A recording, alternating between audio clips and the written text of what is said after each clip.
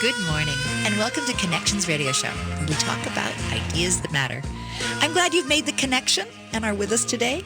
I'm Lori Fitz, your host, and the goal of our show is to explore a wide range of topics that challenge us to see ourselves, our community, and the world around us that get us thinking, get us connected, get us inspired or challenged, maybe to do just a little bit more because we made the connection. And we also love to talk about art. And this week we are talking about the St. Paul Art Crawl. This is the first in a two-part series on the St. Paul Art Crawl. The Fall Art Crawl will be October 11th, 12th, and 13th. On Friday it goes from 6 to 10. On Saturday, it goes from 12 to 8, and on Sunday, it goes from 12 to 5. And it's a fabulous cultural event that you just shouldn't miss. I know that you hear about it on my show quite a bit, and if you haven't gone, you need to go. And if you have gone, you need to make sure you go to someplace new. There's so many locations and so many great artists to get to know. And today we have 4 great artists that you will get to know. I have Linda Chatterton, who is a flutist. Welcome, Linda. Thank you so much. So glad you're here. We have Tom McGregor, who is an oil painter. It's nice to be here. We're glad that you're here too, Tom. DC Ice, you are a painter and illustrator and do all kinds of cool work. Yeah, thanks for having me. So glad you're here. And Tara Mert, you also do, tell me about the type of art that you do again. Scratchboard art. Scratchboard art. Yes, so fiberboard coated in white clay, sprayed with black ink, and that's how we buy it, DC and I. And then we use a blade or abrasive tool to scratch off the black and expose the white. Oh, it's kind of revealing your art. Yep, working in the light is the way I like to look at it. I'm looking forward to hearing about that. In our first segment, though, we're going to hear some music and learn about Linda's love of music and her work with the flute. She's going to be at the Virginia Street Church. Are there some times that you're going to be there, Linda? I'll be playing 2 o'clock on Sunday. And that's just me on solo flute. And then I'm also going to be playing with my friend Maya Radavinlia, who's a wonderful classical guitarist. And she is going to be on Sunday from 1 to 2. So I'll be jumping in and playing a little bit with her then, too. When did you decide that you wanted to become a flutist? I had one of those... I hate to say this, but one of those light bulb moments when I was in 8th grade. The aha. Yeah, exactly. I loved music when I was little, and then I just remember in 8th grade, just one time at my desk at school, like opening up my flute case and seeing my flute, and I was like, oh, I could do this for a living, and then all bets were off after that. So that's one of my best friends in junior high had a passion for her flute, and I remember being on the bus with her, and you carry it differently when you cherish something. Yes. And she cherished her flute. Oh, that's so nice. Yeah. She did not become a musician. She became a social worker, but I think flute and flute music really inspires her and is part of her heart no matter what.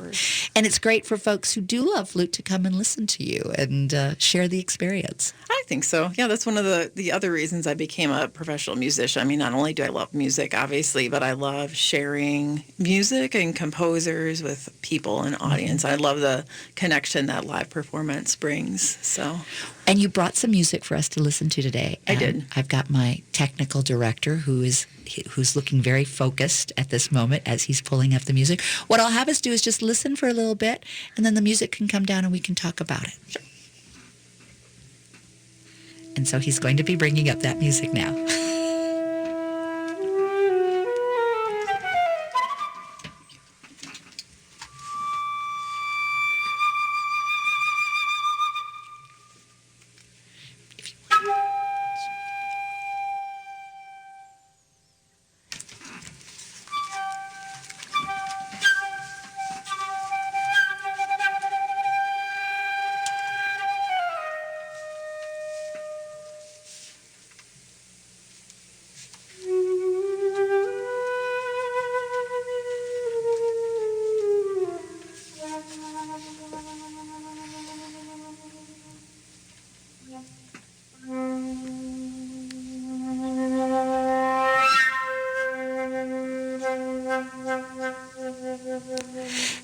So tell me a little bit about this piece. So this piece is the opening song on my latest CD of solo flute music, Songs and Dances for Solo Flute. So if your listeners are interested in hearing the whole thing, they can go on iTunes, Spotify, everywhere. And I just want to make a quick plug for the Minnesota State Arts Board, because the CD was actually the result of getting an Artist Initiative grant. So I'm obviously very grateful to the voters of Minnesota and the State Arts Board for helping me out. But I think it's a beautiful CD. And this piece in particular is a work called Di Lian Hua by Austin Ho Quyen Yip, who's a Hong Kong composer. And I think the music cut out before it got to the really cool stuff, because he asks the flutist to sort of spiritually inhabit a poetess from the Song dynasty, Li Qingjiao, and he asks that the flutist not only play but also sing. Oh my goodness! In Mandarin. How do you do that? I mean, aren't you pretty focused on being able to kinda, use the instruments? So. Yeah, it's crazy. So he's got me singing solo sometimes in Mandarin, and then sometimes singing in Mandarin and playing at the same time. And it's a little bit like you just sort of figure out, okay, the air has to be in a certain point in the flute, but then how can I vocalize at the same time? So That seems like an art in and of itself. yeah, it's really fun, and it was a challenge to first do that, but once you get kind of the knack, it's really cool. And obviously it's a fantastic stage piece. It's just very evocative, and I love it. So I've played it all over the world. How do you pick what songs you want to have on a CD? This particular one, pieces that I like, I guess. So you don't want to slave over something for a year and really be hating it. This CD had a theme of solo flute music, so that was one of the constraints. And then I kind of ran with the idea of songs and dances, so composers that were influenced by the art of song singing, or the songful qualities of what the flute can do, and then a dance, so just various dance forms. I have a piece by Carl Philipp Emanuel Bach, one of J.S. Bach's kids, who was a fabulous composer in his own right, and he was very influenced by dance forms. And so I played one of his pieces for flute is on the CD. You said earlier that you like to introduce music to audiences. This music is delightful, and imagining you singing and playing the flute intrigues me, so that I'm going to be listening for that. Oh, yeah. But as you see as sort of an educational component, or is it just a connection of a cultural awareness that you want? Oh, well, I think the connection of cultural awareness is educational. And I mean, I think particularly in contemporary music, of which I do a lot, education is really, really helpful. I know when I'm an audience member and I go to one of my colleagues' concerts and they're playing a new composer whose work I don't know, I love to find out about how the piece is constructed, about the composer. It makes me really appreciate the music a lot more. So I try to do that with my audiences too. So, and I'll be doing that at the art crawl as well. Are there ideas that are important that come through in a song that as a new piece is being created? I think it really kind of depends on the composer, where, I mean, that's kind of the neat balance, I think, between what I do and, you sort of you study the piece and you can kind of get what the composer's going for, and then it's how do I put my own spin on it? Yeah. And it's a kind of a nice balance between, particularly in classical music, where there's such a long tradition of this is how it should be played. Right. How can you make it your own, but still being in the parameters of the classical art honoring form? it, but it's still reinventing. Yes, exactly. Because it's a new world, a different world than it was when it was first created. Yeah. So how do today's influences exactly. impact the exploration of it? So how long have you been doing your work? Has it been since 8th grade? Yeah, pretty much. You say you've traveled all over the world? Yep. Tell me a little bit about that.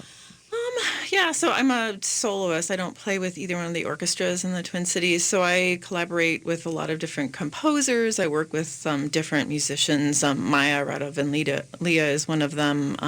I work with Matt McCrite, who's a fabulous pianist in town, and Rachel Brandwein, who's a wonderful harpist. And we've toured all over. Rachel and I played in Hong Kong and Taiwan, and that's how I got introduced to Austin's music, was through that concert. And that's what I've been doing my whole career. And so you just make connections, and then that sort of begets projects. And it takes a year up to be able to create a CD. You mentioned it. Yeah, this it's like giving birth, really. And then when you're done, you're like, oh, I'm never doing this again. And then after a couple months, it's like, oh, another recording. I want another baby. Yeah, exactly. Another baby CD. Yeah, so I've got 7 babies right now. Well, the nice thing is this little care and feeding changes. Once it's out in the world, you create an independence right away. Yeah, once iTunes takes it over. Then it's theirs. Well, wonderful. Again, you're going to be at the Virginia Street Church, and that's up by Cathedral Hill. Yep. And sounds like Sunday's your big day. That would be October 13th. Yes. And if folks have heard you on the radio, they can come up and say hello of course, say, ask you questions. So you can meet the artist that has brought flute music around the world and is bringing it to us at the St. Paul Art Crawl. Do you also have a website so if folks want to buy that CD? Yeah, my website is lindachatterton.com. And then, like I said, if you want to get the CD or listen, it's all over the internet. So.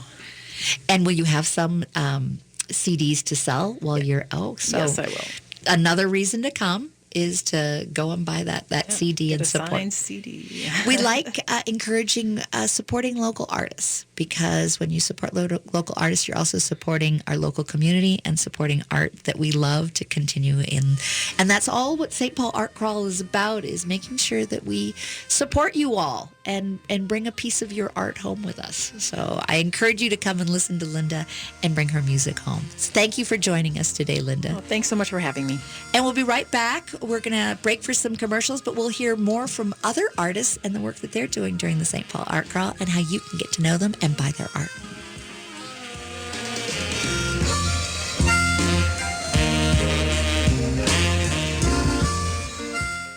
Have you ever wondered what it's really like to start and run a business as a woman or as a person of color? Hear the real stories from 6 startup founders that are part of the Lunar Startups Incubator Program, which, in partnership with the Knight Foundation, helps women and people of color create the next Fortune 500 businesses of tomorrow. Join me, Caroline Karanja, CEO of 26 Letters, and 5 other amazing companies on Monday, September 30th at the Palace Theater in downtown St. Paul from 6 to 8 p.m. to hear these stories of hardship and triumph. Grab your free ticket at lunastartups.org.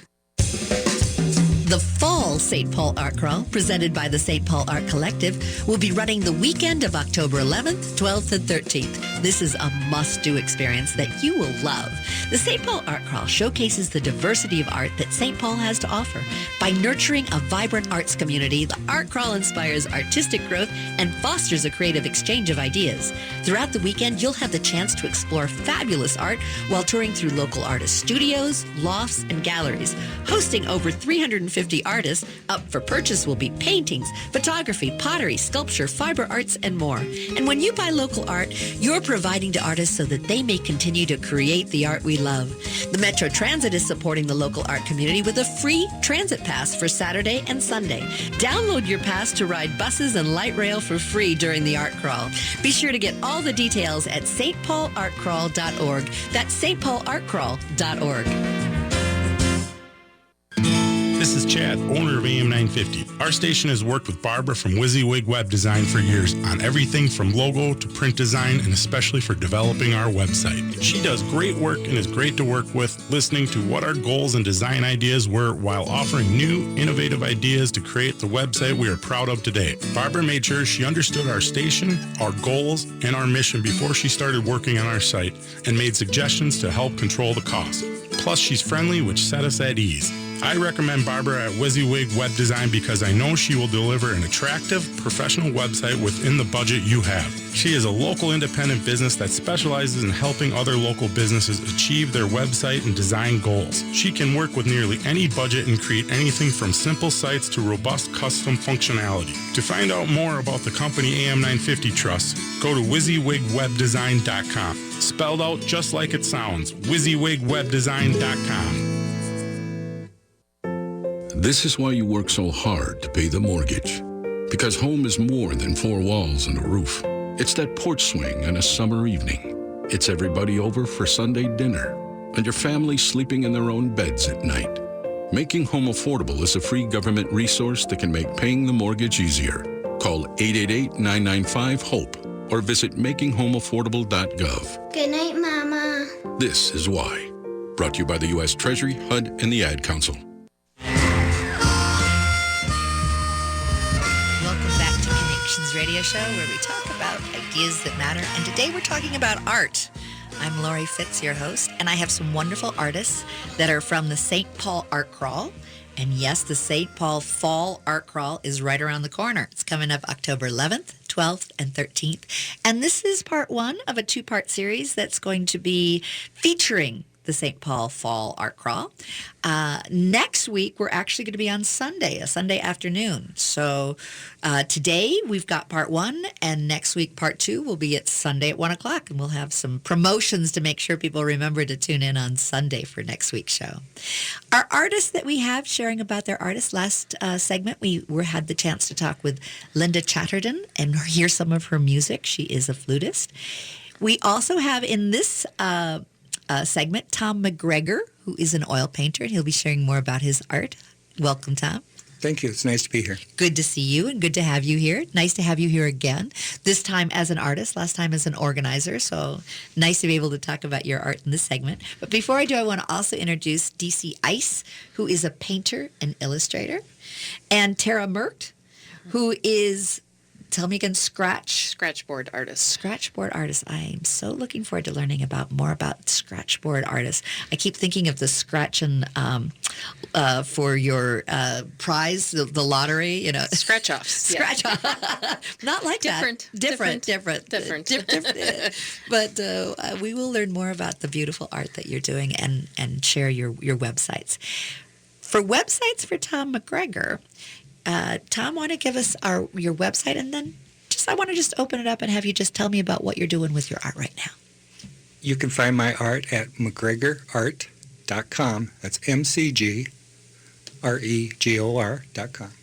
And you're an oil painter. I am, yes. I mainly focus in landscapes done on location, but I also do a lot of studio paintings as well. As a matter of fact, last year I received an Artist Initiative grant to do a large series of painting where my focus was to keep the spontaneity in a large studio painting that you're forced to have when you're outdoors and the lighting condition is changing by the minute. Mm-hmm.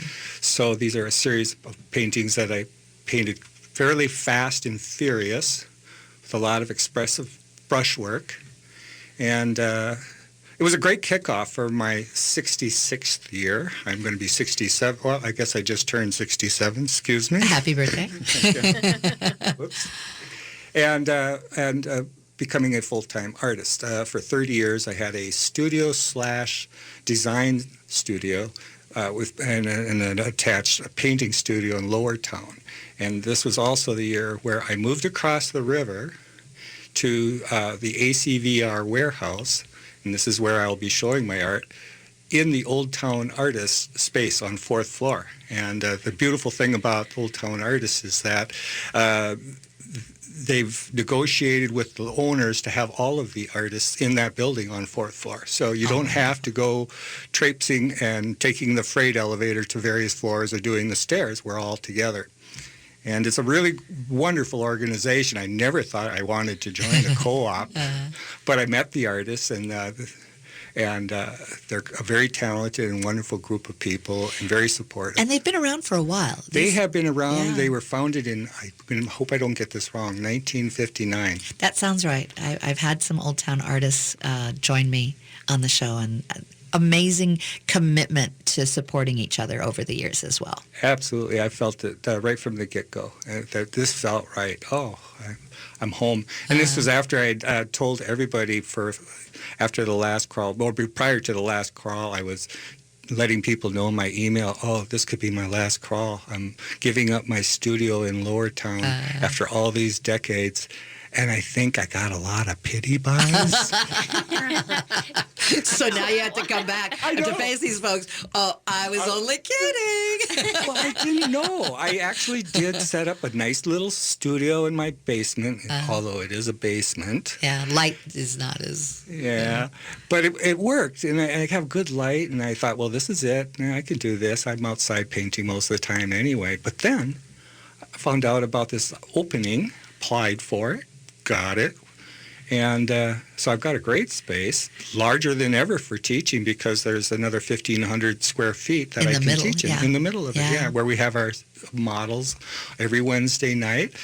And for Art Crawl, we'll actually have a model out in the hall, I want to say on Saturday. You might want to go to the Art Crawl website, check the events, or look at the events brochure. Very good idea. And that is a good reminder about going to the stpaulArtCrawl.org for more information. So your art is very moving. You say that it's very expressive. It is, but it's also very warm and endearing. There's, I love this one picture. If you go to your Tom McGregor art, which is as you said, McGregorArt.com, Faded Dreams. I love that. I love the farm barn that has a great beauty to it. Tell me a little bit about that. Well, it was painted on location. I paint all year round. That's obviously winter, with bits of spring starting to pop up here and there, which is one of my favorite times of the year. The snow is melting, and you'll see just little hints of color.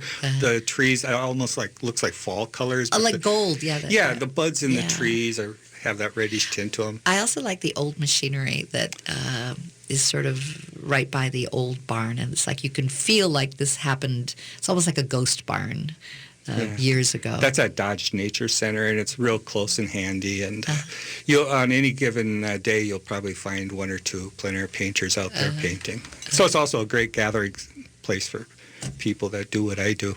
You also spent some time in Idaho? Yeah, no.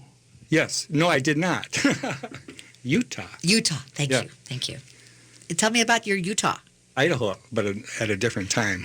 Got it. No, just recently. Well, we do this. We take trips. We go places and we paint. And so we painted for a little over a week in Utah. But the beauty of it is that when I got back, I just moved into my new studio, and I decided that I wanted to paint larger paintings from the plein air studies that captured the light that we saw after we cleaned up our paints, put our stuff in the cars, and headed back to our campsite. Then you could take it in. Yeah. Well, it never fails. You're out there painting, you find something that's beautiful, you paint it, and then the beautiful light shows up.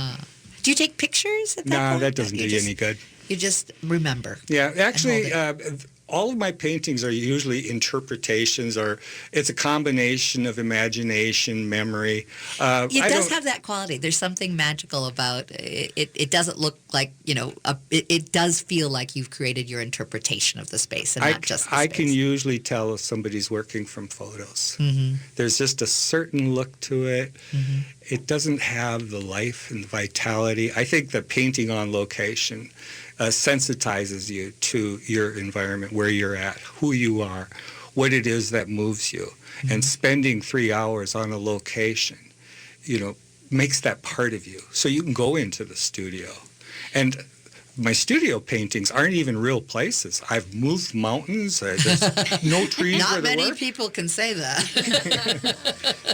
It's my chance to express myself through landscape painting. It seems odd that somebody would say that. It's landscapes. There's not a lot of symbolism in there.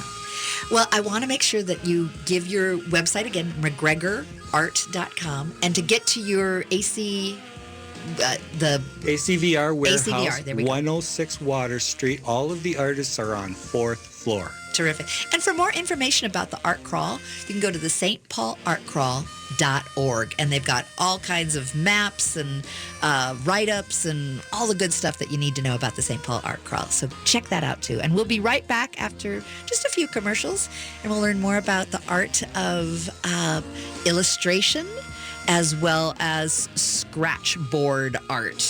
So stay with us. Hello, I am Tondi Seasway Jackson. This in Miss Black, Minnesota, and I am an ambassador for peace. At Twin Cities Nonviolent, we believe that peace is possible, that waging peace needs even more resources than waging war, because our survival depends on it. 10 days free from violence from September 20th through the 29th. There will be over 40 events to teach us how to wage peace, including a walk for planet peace to honor Gandhi's 150th birthday, featuring Reverend James Lawson, who led the lunch counter sit-ins that successfully reversed legal segregation in the U.S. There will also be Festival of Giving and Black Masters Storytelling Festival for families, and a whole menu of concerts, workshops, racial healing circles, writers' forums, prayer services, theater performances, and other activities to inspire our Twin Cities residents to participate to end violence. Please stand with us. Learn with us and wage peace in the Twin Cities by visiting twincitiesnonviolent.org. I'm Connie Bjork, co-host of Awakened Living Infusion radio show. Join Michelle Kitzmiller and I as we focus on all aspects of health, wellness, spirituality, and growth from a mind, body, spirit, emotion perspective. Join us next Saturday as we discuss medications, which are safe, which should you avoid, and the role drug companies play. You can be proactive and create a healthier lifestyle. Join us for the Awakened Living Infusion radio show, Saturdays at 10 a.m. Let us share with you ways to infuse vitality into life. I'm Peter Ratcliffe from the Eastside Freedom Library, and I'd like to tell you about an historic place on Payne Avenue, Brunson's Pub. Experience history and passion through the delicious menu, reflecting the Eastside's diversity. The choices are limitless: salads, sandwiches, burgers, and shareable plates. Visit Brunson's Pub at 956 Payne Avenue and grab a discounted gift card when you mention that you're an AM 950 listener or a supporter of the Eastside Freedom Library. Be sure to check out brunsonspub.com. This is New Beginnings, hosted by award-winning broadcaster and speaker Freddie Bell. Freddie, this generation of the baby boomers, people are living longer, so the baby boomers are taking care of elderly parents. Let's talk about your health, and specifically, let's talk about Medicare. Our show features the concerns of America's 78 million baby boomers in employment, finance, health and nutrition, and even entertainment. Join us for New Beginnings, Saturday mornings at 11, brought to you in part by Vision Loss Resources.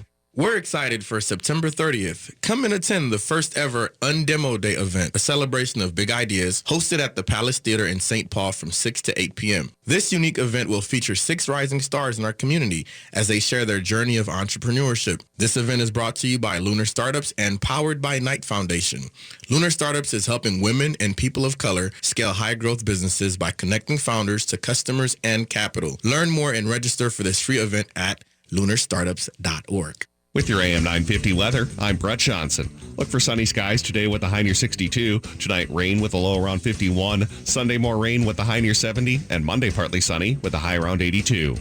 Nightingale is the Eat Local Minnesota Restaurant of the Week. They have a menu comprised of snacks, bruschettas, and small plates designed for sharing, but is sure to satisfy your appetite. Plus, they have thoughtfully crafted cocktails. Nightingale is located at 2551 Lindale Avenue South in Minneapolis. Find details at eatlocalminnesota.com. Welcome back to Connections Radio Show, where we talk about ideas that matter. And today we're talking about the St. Paul Art Crawl. The Fall Art Crawl is just around the corner. It's October 11th, 12th, and 13th. And this is the first of a 2-part series. You're hearing it today, Saturday morning, but we're also going to be having part 2 next Sunday afternoon at 1 o'clock. So listen in for that as well. And during our St. Paul Art Crawl shows, we love to bring artists in to talk about their work. We have Tom McGregor, who was sharing with us about his landscape oil painting. Welcome, Tom.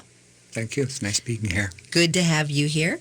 We have DC Ice, who's going to be talking more about her art in this segment. Yeah, thank you.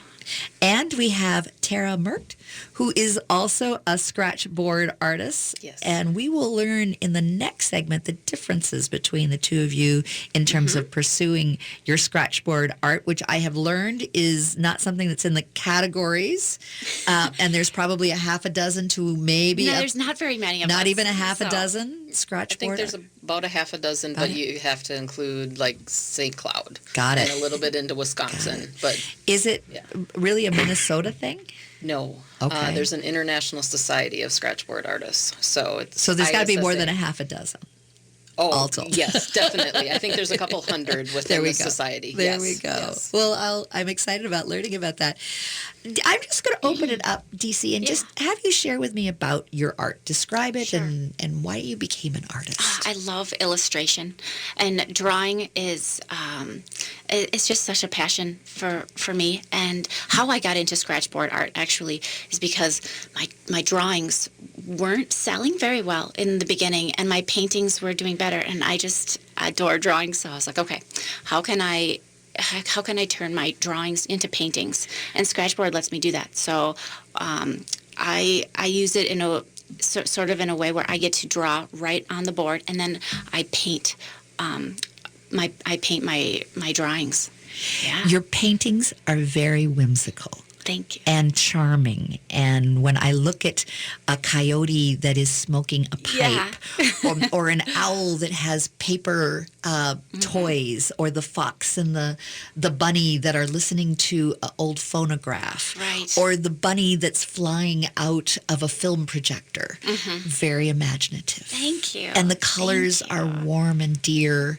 And I, without even hearing the story, I can feel the story. I'm so glad. I can sense that there is great magical whimsy at play with each. Now, do you work with authors then to bring out, or I look at this and go, an author could write a story just looking at what you created in an illustration. I work with a few different publishers actually, and sometimes when there's self-publishing happening, then an author will choose me, and then I'll jump into their story. Yeah. So give us your website, because right now I'm looking at it. I am just loving it. Thank you. It's just dcice.com. Yeah, that's Have you always loved to illustrate? Has that been your passion? Was that your big draw? It was. When I was little, I thought, there was this one time when I was probably 10 years old, and I said, this summer I'm illustrating the dictionary. And it was one of those things where, I probably did 5 or 8 illustrations, but at least you got some good A's in there. It was right. And my mom and I, when I was little, one of my first memories is oil painting with her. And then I was probably 3 years old. I was really little. She's an oil painter. And then we would often have like drawing contests just for fun and things like that. So it was always something that was within me. And and my mom would make our Christmas presents, and it would be so Alice in Wonderland magical. It was really neat. There's this one that you've got where it's a creature pulling an arrow back. Okay. And it's got like streams of almost like a rainbow coming out. Yeah.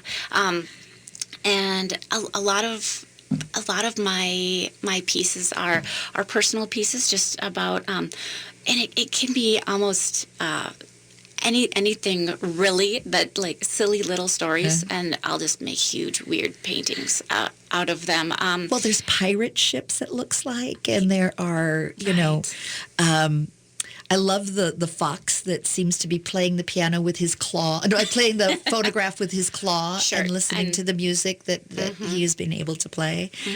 I like roping in vintage relics into my artwork, because I feel like there's a history already to go in those objects, and to draw them is releasing all of the magic.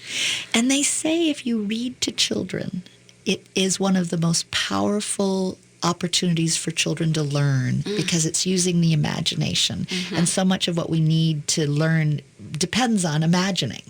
And depends on being able to believe something and see something that's not necessarily something that you have seen before. Sure.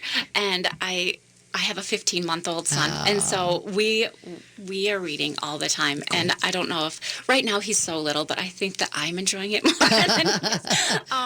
But I get to have Carson Ellis books and Lizzie Stewart books and just these illustrators that I adore, like all over my home now. And it's, When I was it's little, really fun. my mother's a storyteller, and so she would make up stories for each of the kids, as you were growing up. And she took my name, which is Lori Beth, and created a character that was Bori Leth.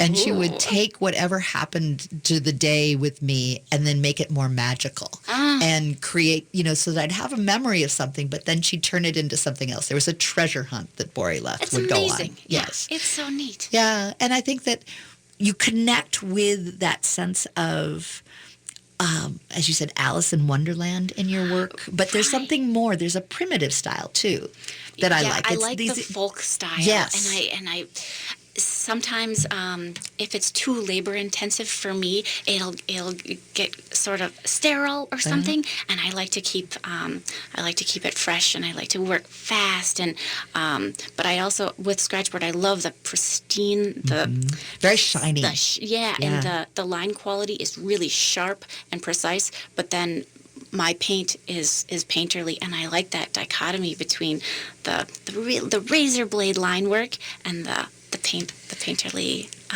paint. There's also ideas. There's this one that I like that you've got it on rotation, where it's almost like you can see the ideas coming out of his head. That he's got like a whole landscape of cityscape, coming out of his head. That just strikes me as an adventure. And I like showcasing. I like having animals have human emotion, and so what I like to portray is animals because with an animal you don't know their age or their gender, and even like how a person dresses. If I were to draw a person, with an animal, all of that disappears. So you can almost put yourself in place of the animal and be experiencing what they're doing easier than if I were to draw a human, maybe. So if folks want to buy your art, you can buy it obviously in a book that has been illustrated, but do you also have art that people could just put up in their home? Yes. And so, probably 95% of my income comes from selling paintings.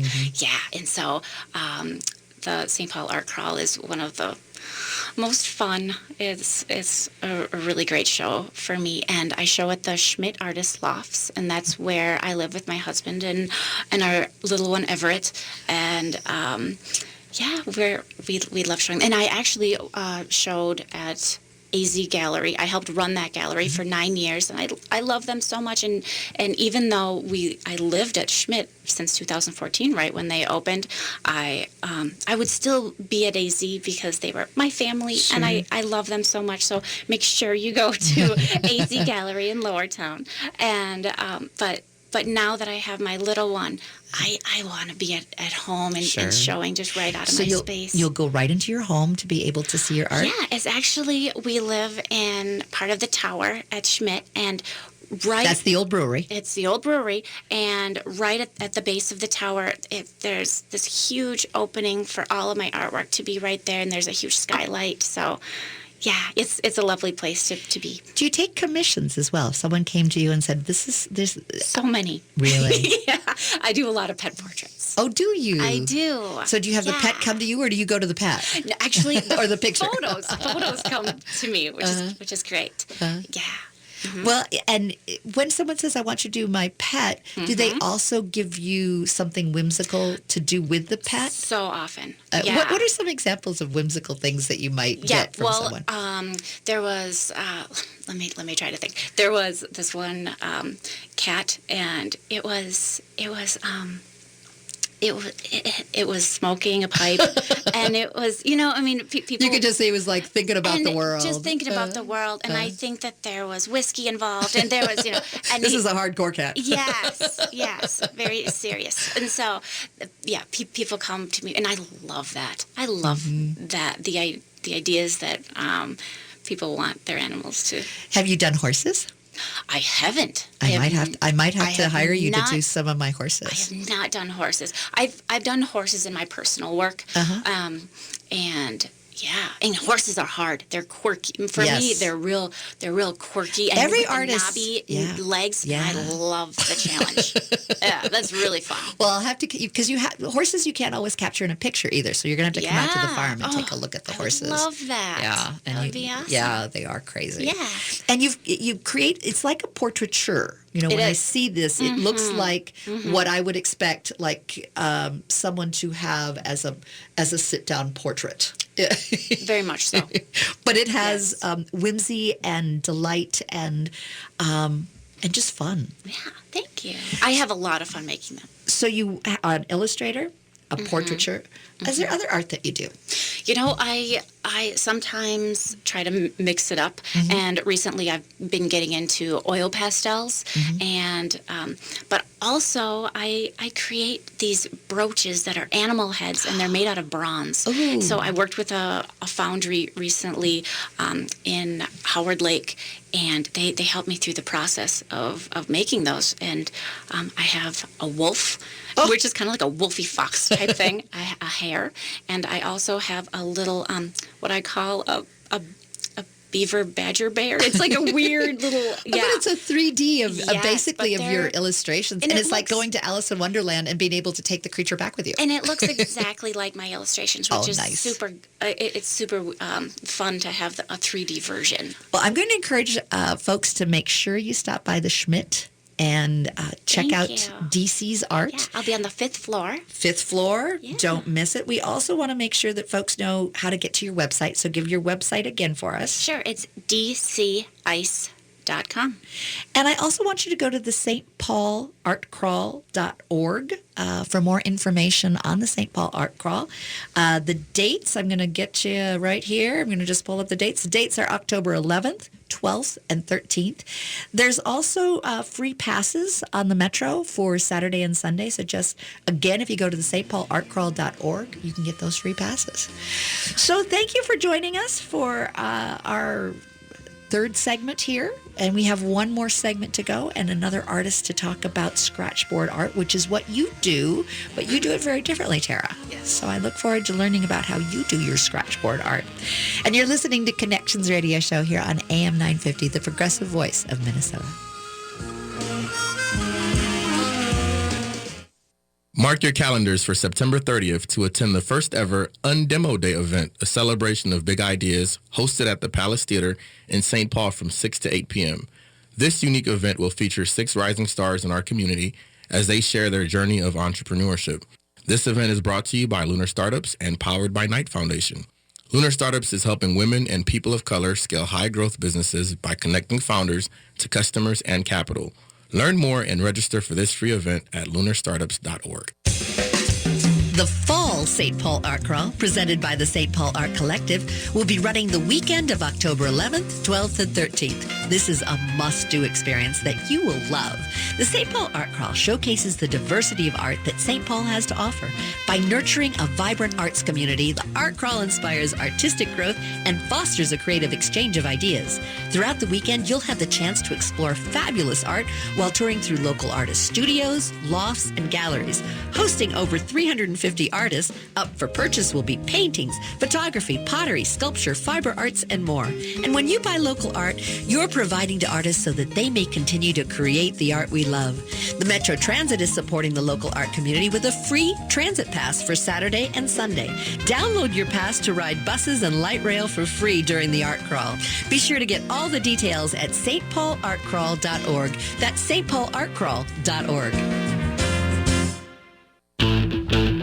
Chances are after spring cleaning you missed a spot. A couple really big spots, like your roof and siding. Run your fingers across your siding. You'll likely get a gross residue. And your roof probably has some black streaks too. Your roof and siding aren't always easy to clean, but they're definitely the most visible parts of your home that give it its curb appeal. So let Blue Sky Services clean your roof and siding. Blue Sky's safe soft wash method won't cause any damages and will make your home look like new. Right now, Blue Sky Services is running their summer special where you can get your whole house, roof, and siding cleaned starting at only $447. That's the most viewed parts of your home cleaned for only $447. Then mention AM 950 when you call Blue Sky Services to get an additional $50 off.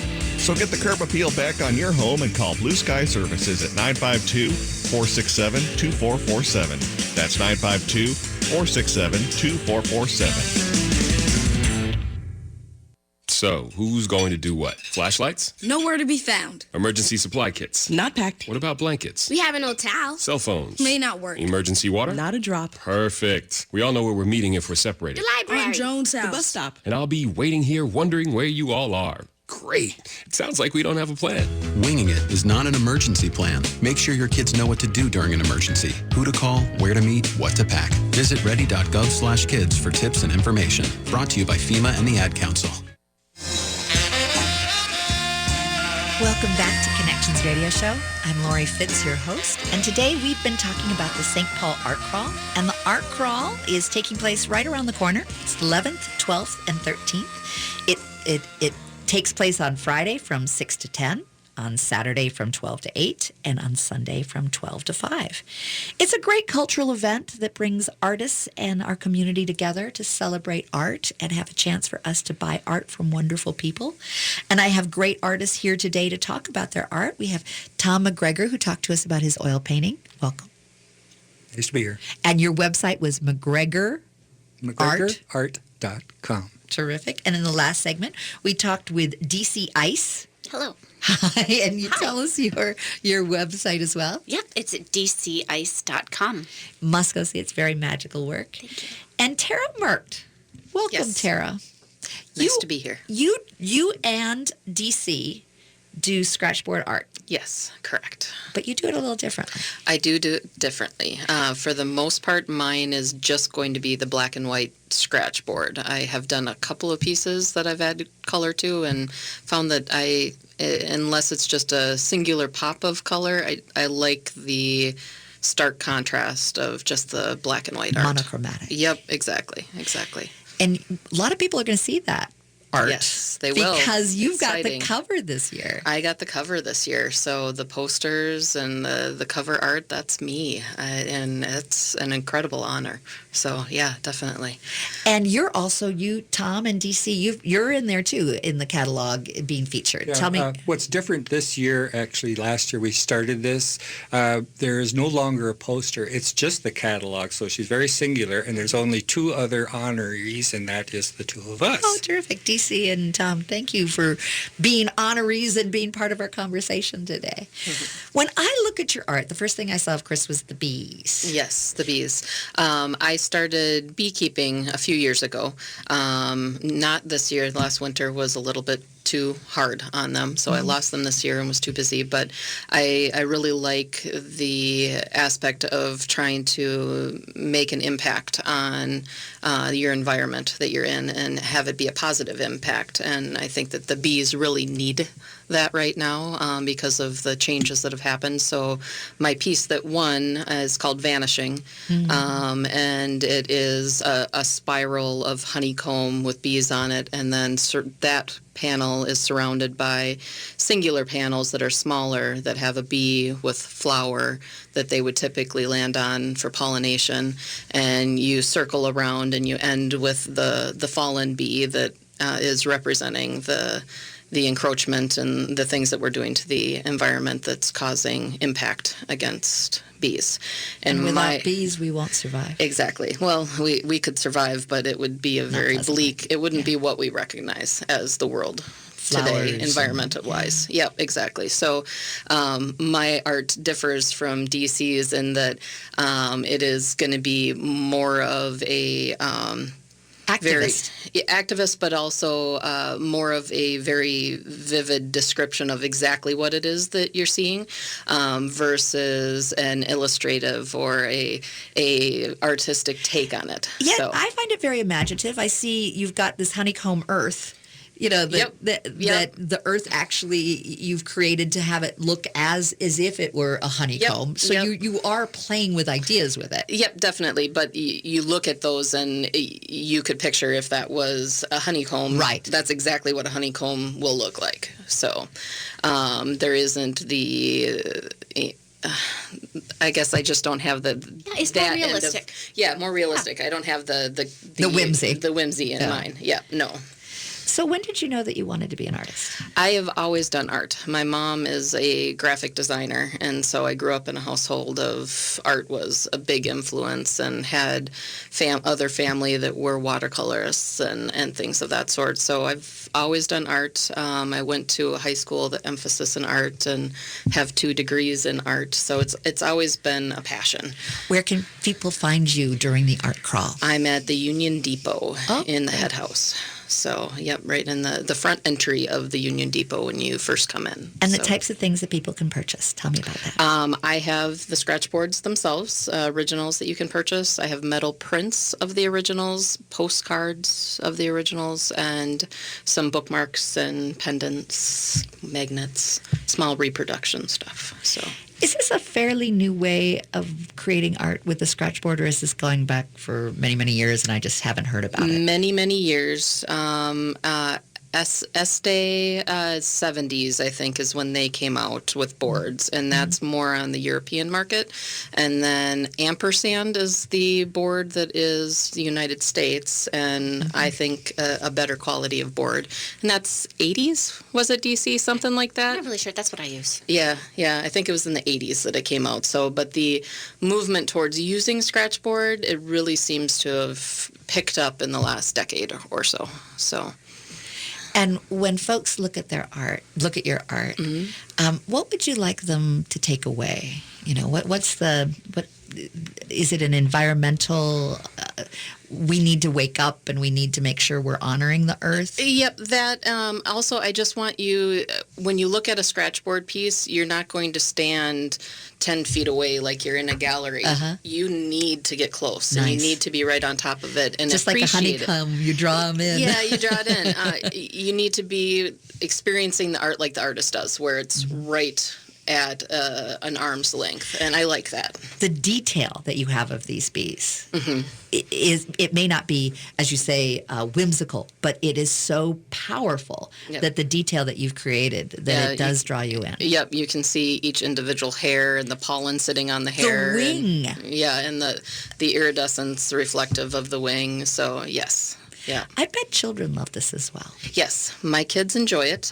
Both of my children have done scratchboard art. My son actually won an award in the Bee and Honey exhibit last year for one of his scratchboards, so that was exciting to see it pass down to the next generation. So, how long have you, looks like we're coming down to the last minute here. So what I want to do is make sure that folks know how to get to your art. So if you wouldn't mind giving your website. Sure. It's Shelonidae Artistry. So CHELONIDAE Artistry, ARTISTRY.com. And where can they find you? Union Depot. Union Depot. And Tom? ACVR Warehouse, Old Town Artists, 4th floor, McGregorArt.com. And DC? I'm in the Schmidt Artist Lofts on the 5th floor, and it's just DCice.com. And remember, when you buy art from local artists, you're investing not only in our local economy, but you're also investing in the art that we love so that they can continue to do the art that we so adore. So thank you. You are a Minnesota treasure. Thank you for having us. And we look forward to seeing your art during the art crawl. Thank you. Thank you so much.